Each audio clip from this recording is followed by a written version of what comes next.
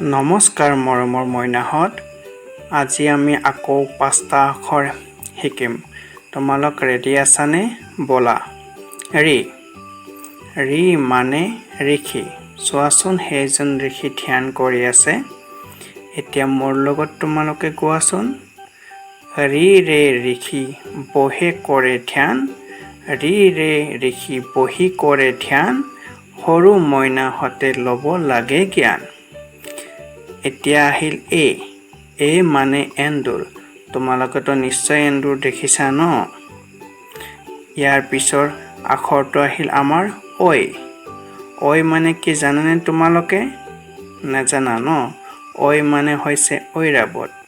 চোৱাচোন সেইটো কিমান ডাঙৰ ঐৰাবত। এতিয়া কোৱাচোন মোৰ লগত তোমালোকে। ঐ ৰে ঐৰাবত ডাঙৰ হাতী। ঐ ৰে ঐৰাবত ডাঙৰ হাতী। দুষ্টালি নকৰিবা লাইটক কাটি। এতিয়া তোমালোকে কোৱাচোন ঔ মানে ওলকবি। ওলকবি খালে শৰীৰ ভালে থাকে। তোমালোকেও খাবা দেই মায়ে দিলে।